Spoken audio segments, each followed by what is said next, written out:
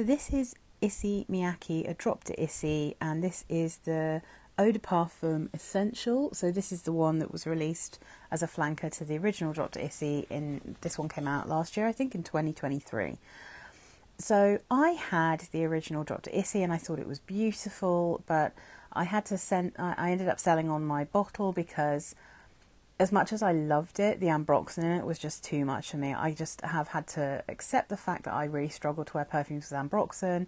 It goes kind of sharp and a bit screechy and like scratchy and uncomfortable on my skin. It just doesn't work for me. I'm very happy because I managed to find a perfume called Matsu, which smells incredibly similar to a drop to Issey. It actually came out before a drop to Issey, so that one has been around for longer, but I think it's discontinued, unfortunately. But for me, that kind of is sitting in with the kind of slightly soapy almond, lilac yumminess that you get from the original drop to Issey. And then I smelt the second drop to Issey, so the first flanker, that's called drop to Issey Eau de Parfum Fraîche, I think it's called. That one, I smelled that one in store. That was also aquatic, so it's a sort of more transparent, lighter, maybe slightly easier, less soapy, less almondy version of the original, but that one has a rain note in it and water notes, so it's nice and aquatic, but that one is kind of maybe pushing a bit more rain on concrete, you know, that more kind of petrichor smell, rather than what this is, which is more like a kind of sea note. So Eau de Parfum Essentielle has a little bit more of what I would think of as like a salty sea breeze accord, along with some other nice aquatic scents. This one says on the back, so it says lilac, magnolia, musk, crushed leaves, so there is a bit of a greenness. But I can really, really smell the original drop to Issey in here as well. The original drop to Issey was very strong. It was really tenacious. Like, although it's generally a delicate scent profile, because I think lilacs often are, it was very powdery, very lilac heavy, really intensely soapy, like a lilac bar soap. Creamy, but not in a gourmand way, even though it's got almond in there. And this one and the last one, I think, are much sheerer, more transparent, kind of better for warmer weather, not as soapy, not as thick. But they still smell relatively strong to me, to be honest. I think Issey Miyake do quite good and slightly tenacious perfumes, which are really good. They just last for quite a long time, whenever I've tried them anyway. So this one doesn't list having ambroxan. A drop to Issey has loads of ambroxan in it. The second one has one called something like Ambrox Super. So that one wasn't any more wearable for me, unfortunately. This one doesn't mention ambroxan, but I do kind of get a sense. I do think there probably is some ambroxan still in this one. I'm not 100% sure, but I would say it's giving me that feel that there might be some ambroxan. But if there is, I don't think there's as much as before.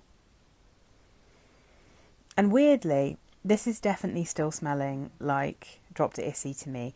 I do still feel like there's a tiny bit of that almondy, milky feel, but nowhere near as thick, not as musky, and because it has these aquatic watery notes in there as well, much thinner. And weirdly, it's reminding me in the general aroma and the kind of texture of a very sheer and light, what I describe as like an ethereal perfume I have, that's by Jean en Provence, and it's called À la Ombre de Amandier. That one is like citruses, iris, orange blossom, almond milk and praline with quite a lot of musk. And this one, there's just something about this one that's giving me a bit of a feel of when I wear that one. And I mean, I think that's really pretty. It's very light. It's not the longest lasting. That one's an eau de toilette. This is much stronger. But I feel like if I added in like a really like noticeable lilac note into that Jean en Provence one, I do think that I'd get something that smells a little bit like this. Yeah, it's super pretty. On Fragrantica it just says green leaves in the top, but I would say this isn't like crazy green. There's a bit of fresh greenness, but I don't think it's like crazy green at all.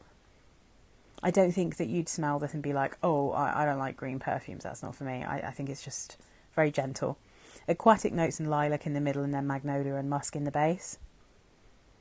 Yeah, I think it's lovely. I'm just going to have a look at what it's been compared to.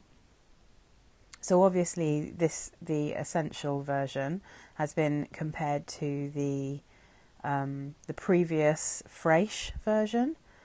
And is there anything else on here? There's a Cool Water, there's Eden, but not the original Eden. I think that might be Eden Eau de Toilette or Eau Fresh or something. I never smelt that. I've only smelt the original Eden. Is there anything else I recognise on here? No, nothing else I recognise, but I do think if you're looking for a really nice, fresh, kind of early morning dew kind of smell, then this is very pretty. It's kind of a fresh, slightly green, floral aquatic that still smells quite feminine, because I always find lilac smells super feminine, and there's no like weird woodiness to come in and make this smell sporty or even slightly unisex or masculine. Although I would say like this is easily a unisex perfume realistically, because it's like it's not the normal freshie that sometimes goes a bit masculine to me, which I think a lot of freshies do, including like what's that really popular Dolce & Gabbana light blue. I just think that smells so masculine to me because the woods are really dominating. But this is, yeah, it's like a really beautiful, unusual, fresh, springy aquatic perfume, because it's not full of citruses and it's not full of woods. I think it's really nice. Yeah, I mean, I'm happily gonna I have tried this on my skin and it smelled really pretty, but if there's not really much in these, so it's quite difficult to do like a full wear test. It's less than a mil, but I might do a full wear test just to see if this works on me, because if I don't get a problem with it and it's not ambroxany, then this is exactly up my street in terms of the kind of perfumes I really enjoy. It's not too sharp, it's not too green, it's not too fruity, it's not too much of anything, but I absolutely love lilac. And to be honest, one of the things it's really also reminding me of is a much less fruity and kind of less girly Mediterranean from Elizabeth Arden, and I adore that perfume. It's one of my absolute favourites.